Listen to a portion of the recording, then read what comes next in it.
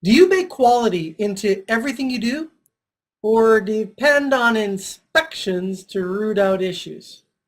Stay tuned for this important lesson.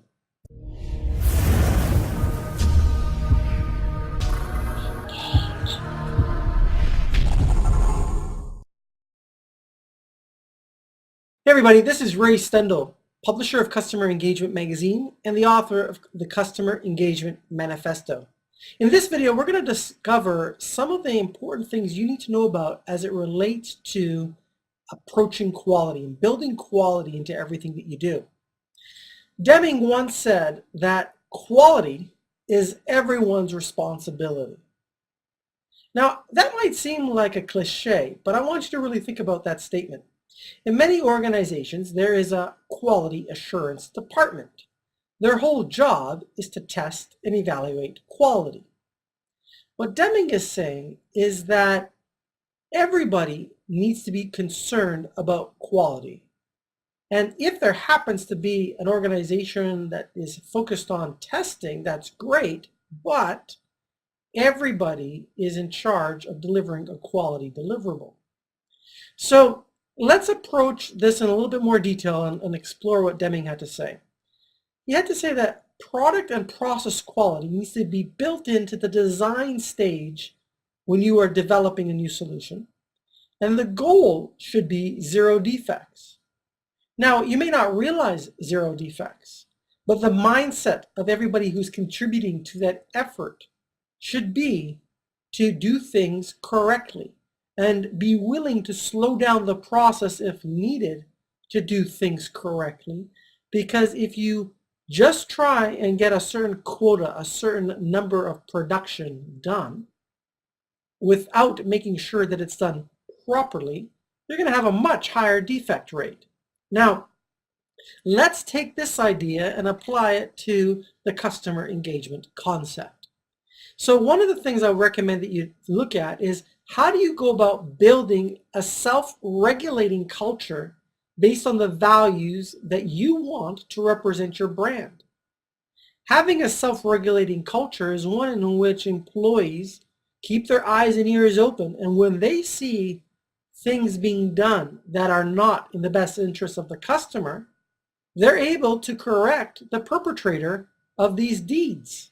It's a very important thing, because when you do have this strong culture, you're able to self-police yourself, which is important because now you move as an organization, as one team, as one effort, focusing on the customer.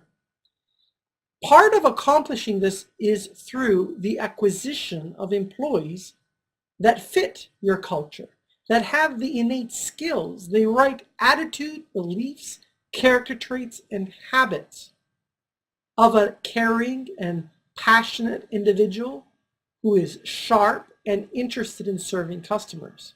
In other words, I'm suggesting that you hire for attributes you cannot teach someone. The next part has to do with how you go about empowering them.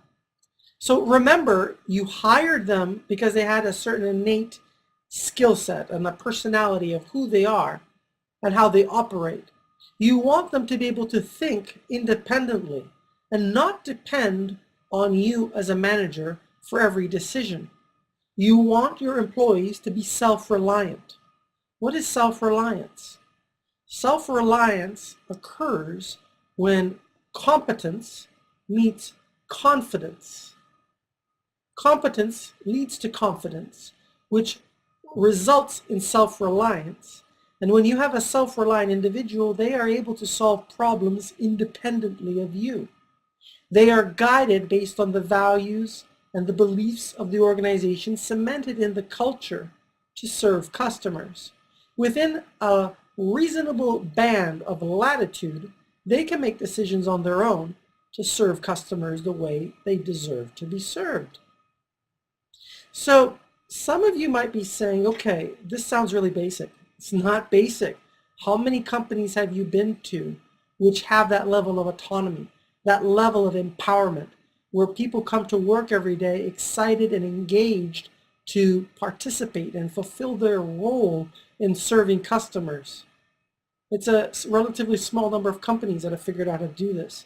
And that's why this material we're covering is so vitally important to you.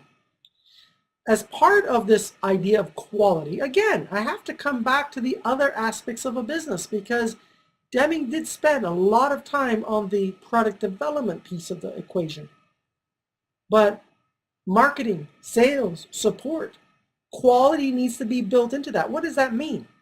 It means that when you go about creating a video like I'm doing for you right now, you take the time and the effort to study, organize the ideas in a logical flow that is easy to understand, so you, my customer, can benefit. When you create documents to explain how your products work, white papers, data sheets, blog posts, all of these things require a certain level of expertise, professionalism, and quality. You just don't want to slap something together because it is so obvious that it has been slapped together, and you will not get any respect in the marketplace. You will actually be disrespected. From a sales standpoint, what type of quality are you putting into each step of the process? Are you following up? Are you putting together thought-provoking proposals that are innovative, that are memorable? Or are you using canned proposals, standard off-the-shelf responses?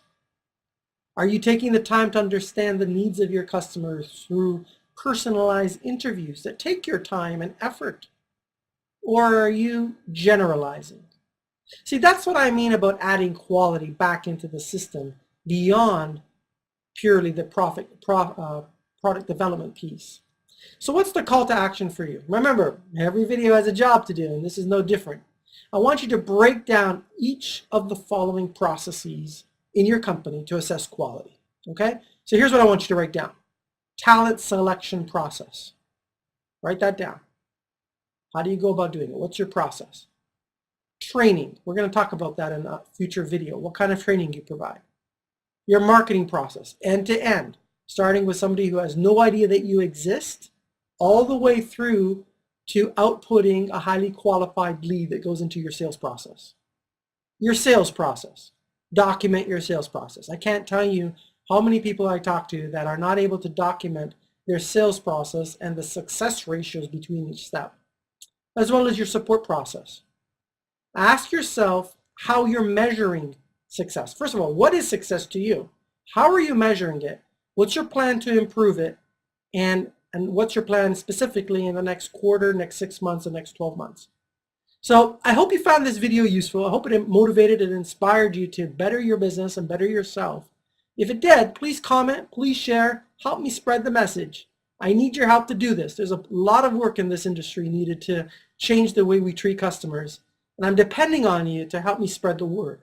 So till next time, have an awesome day, and stay tuned for our next video, because we're going to talk about ending the practice of awarding business on price tag alone, especially when we're dealing with supplier relationships. So I'll see you in the next video. This is Ray Stendall.